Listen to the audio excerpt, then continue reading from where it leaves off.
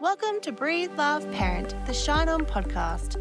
I'm your host, Rach, yoga teacher, natural mama, and passionate guide in all things nervous system and connection.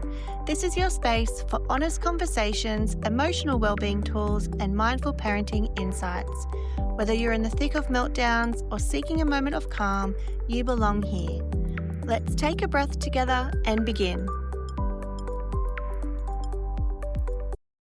Hello, lovely listeners, and Happy New Year. Welcome back to Breathe, Laugh, Parent, the Shine On podcast. I'm Rach, and today's episode is a really intentional one. It's not an episode about New Year's resolutions. It's not about hustling, fixing yourself, or becoming someone else overnight. This episode is about intentions, about how we want to feel, about who we are becoming, and about setting goals that actually support the stage of life we're in, not fighting against it. If you're listening to this while feeding a baby, folding, washing, walking, driving, or lying on the floor because that's all you've got in you today, this episode is for you. So, why I no longer set resolutions. For a long time, I set goals the way I thought I should. Big lists, lots of excitement, ambition that ignored my body, my nervous system, and the season of motherhood I was in. Last year, I set 6 major goals with a newborn. And while they were beautiful on paper, a newborn and a 2-year-old. Goodness. And while they were beautiful on paper, they didn't support the reality of my life at that time. I was postpartum, sleep deprived, healing, and mothering 2 very young children. I wasn't failing my goals. The goals were failing me. There's a quote that always comes back to me at this time of year. We overestimate what we can achieve in 1 year and underestimate what we can achieve over many years. And that lands deeply for me because sustainable growth doesn't come from pressure. It comes from alignment. So, my starting point and how do I want to feel? Before I set any goals, I do one thing first. I visualize myself at the end of the year. Not what I've achieved, not what I've produced, but how I feel in my body. I imagine myself looking back and asking, how did this year feel? How did I move through my days? How did my body feel? How did motherhood feel? How did life feel inside me? And the overarching intention that came through for me this year was this. I am birthing the most loved and nourished version of me. Everything else flows from that. So, what the intention means to me. This version of me, I feel connected and in tune with my needs. I follow my cycle. My hormones are balanced. I eat nourishing foods. I move my body in ways that feel joyful. Walking, bike riding, hiking, playing, adventuring with my girls. I feel energized and vital. I value rest. I honor the natural cycles of energy within myself, which is particularly important being a projector in human design.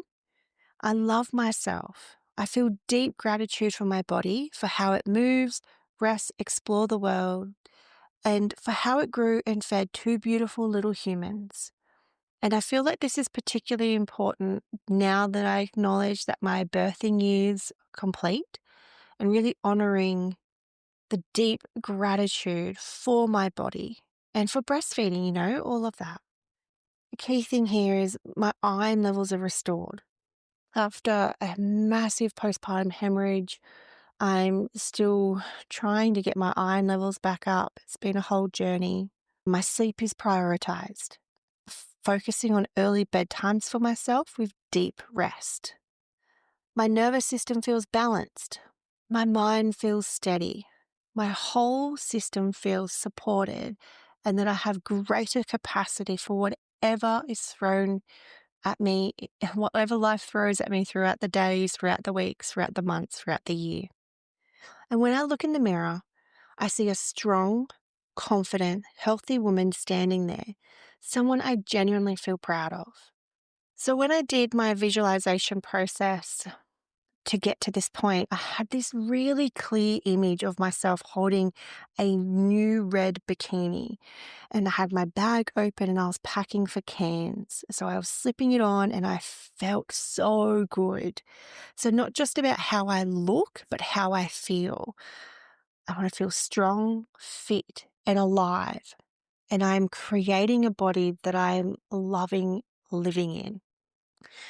I saw images of bike riding and hiking as a family, running along beaches, moving through the world with ease and joy.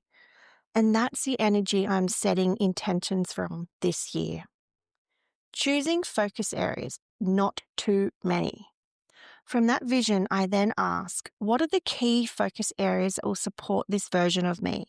So this year I've chosen 4, and yes, I know that sounds like a lot.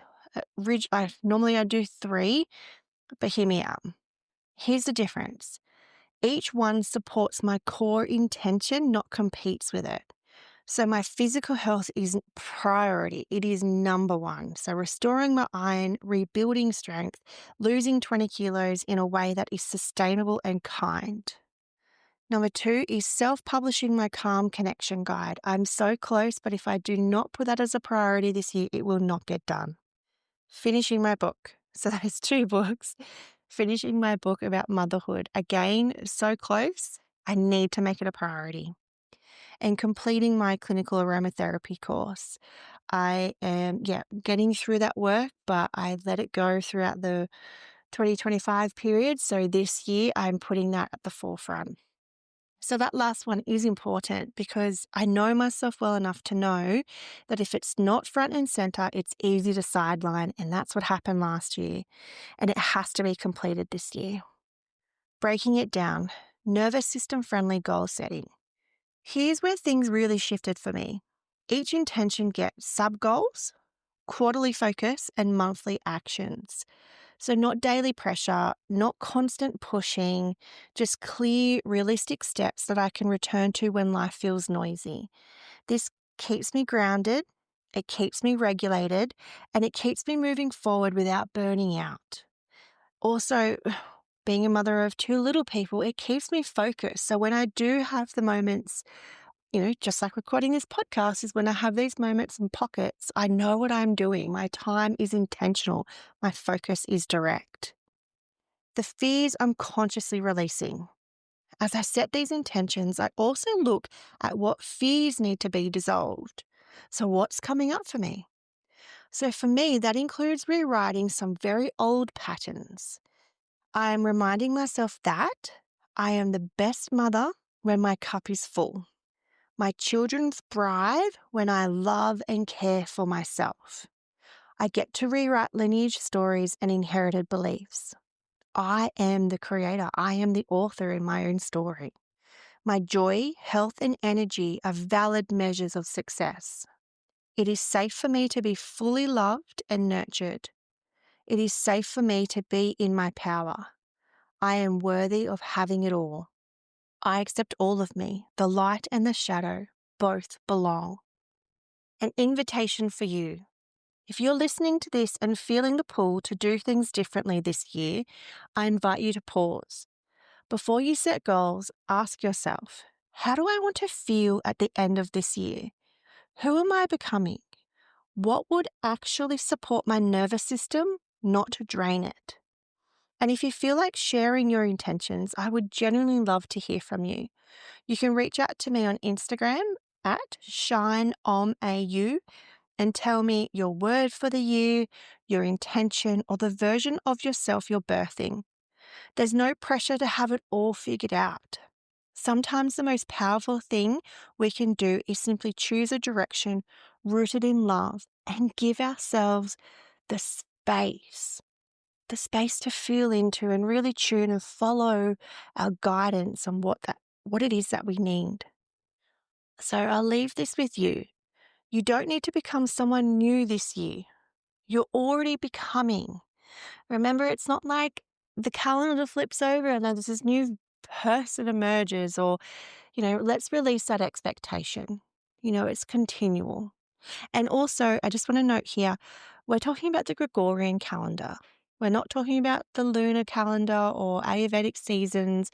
We're talking about January to December Gregorian calendar. And that, let's go. And that becoming, back to becoming. So you're already becoming. So we're continuing on.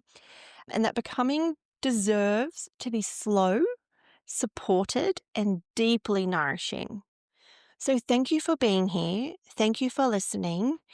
Please follow along, listening on your favorite podcast platform. You can follow me on Facebook, Instagram, Pinterest, YouTube at ShineOmAU, all the same, ShineOmAU. And I'd love to have this conversation together. So until next time, breathe, laugh, and be present. Thank you for joining me on Breathe, Laugh, Parent. If this episode brought you a moment of calm or connection, please share it with a fellow mama. Subscribe on your favourite platform or visit shineom.com.au/podcast for more. Until next time, keep breathing, laughing, and parenting with heart. The information shared on Breathe, Laugh, Parent, the Shine On podcast, is for general educational and inspirational purposes only. It is not medical, therapeutic, or professional advice and should not be relied on as such. Always consult a qualified health or parenting professional for support tailored to your individual needs. Shine On and its guests disclaim any liability for decisions made based on this content.